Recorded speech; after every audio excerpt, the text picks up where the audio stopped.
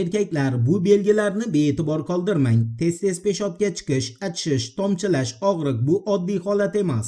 Vaqtida chora ko'rilmasa og'irlashadi. Prostamix sedanachi Muxtor milliy brendidan erkaklar salomatligi uchun eng kuchli mahsulot. 17 xil tabiiy giyoh prostata muammolari va quvvat pasayishini oldini olishga yordam beradi. Halol va ISO sertifikatlariga ega 10 yillik ishonch. Faqat bugun 50% chegirma. Hoziroq qo'ng'iroq qiling. Murojaat uchun 55 kodi bilan 513 99 99. Assalomu alaykum qadrdon muxlis. Siz bilan siz bilgan va kutgan kanal Turfa olam. RBK'ning Ukraina bo'limining axborotiga ko'ra, Vladimir Putin nihoyat Donbass va boshqa hududlar masalasini hal qilish uchun kenja Vladimir bilan uchrashuvga rozilik bergan.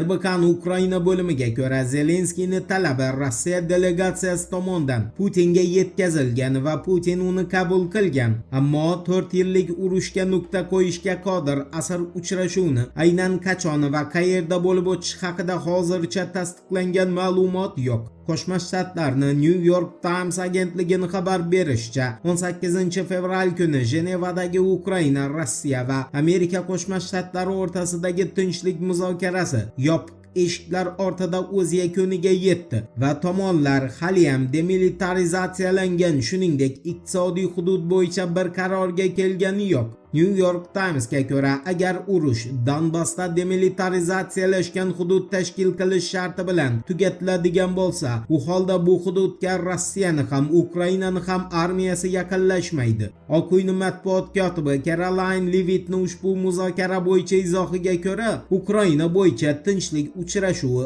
omadli yakunlangan va tomonlarning keyingi muzokarasi juda qisqa vaqt ichida bo'lishi rejalashtirilgan.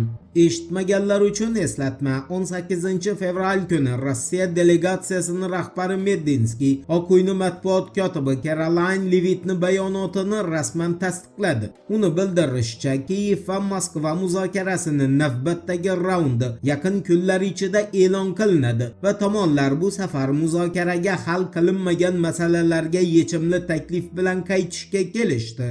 Endi Qo'shma Shtatlarni Rossiya bilan hamkorlik qilishni boshlash uchun Kiyevga yangicha bosim berish taktikasini qo'llash haqida qisqacha so'z yuritamiz. E'tiborli bo'ling.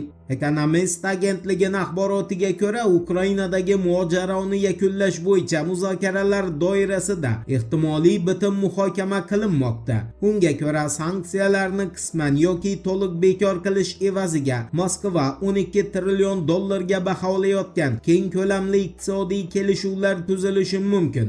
Economistning ma'lumotiga ko'ra, gap amerikalik kompaniyalarga Rossiya energetikasi, Arktika loyihalari, noyob metallar va infratuzilmasiga kirish imkonini berish haqida bormoqda.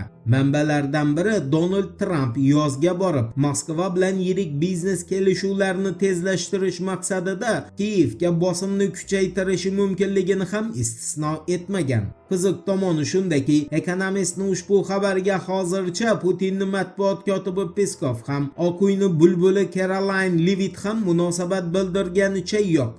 Endi drujba neft quvuri sababli Vengriya va Slovakiyaning Ukrainaga dizel yoqilg'isi yetkazib berishni to'xtatgani bilan bog'liq shov-shuvli axborotga yuzlanamiz. Diqqat bilan eshiting. Interfax agentligining xabariga ko'ra, 18 fevral kuni Budapesht bilan Bratislava Kiyevga dizel yoqilg'isi eksportini to'xtatgan. Vengriya tashqi ishlar vaziri Peter Siartoning ushbu blok bo'yicha izoh berishicha, agar Ukraina drujba quvuri orqali neft yetkazilishini qayta tiklamaydigan bo'lsa, Vengriya bilan Slovakiya Ukrainaga hech qachon dizel yoqilg'isi bermasligi ham mumkin. Slovakiya bosh vaziri Robert Fitsoni qo'shimcha qilishiga ko'ra esa, Bratislava agar drujba quvuri o'z faoliyatini boshlamasa, Kiyevga elektr energiyasi yetkazib berishni ham bloklaydi.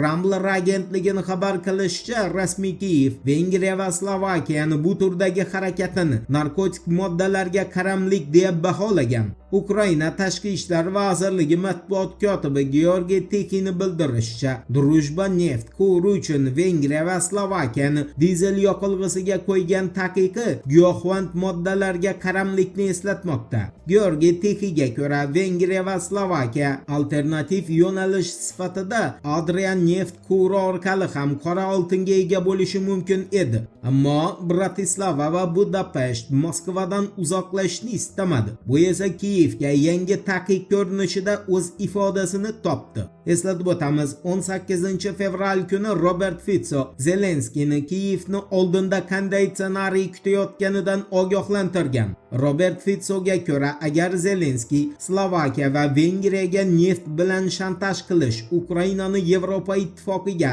yaqinlashtiradi deb o'ylasa, qattiq adashadi va Slovakiya Kiyevni Bryusselni bo'sag'asidan o'tmasligi uchun qo'lidan kelgan barcha chorani ko'radi. Robert Ficoni bu ogohlantirishini esa o'z manziliga yetib borgani aniq. Voqealar rivojini birgalikda kuzatamiz. Turfa bilan qoling. Siz kutgan kerakli ma'lumotlar hali oldinda.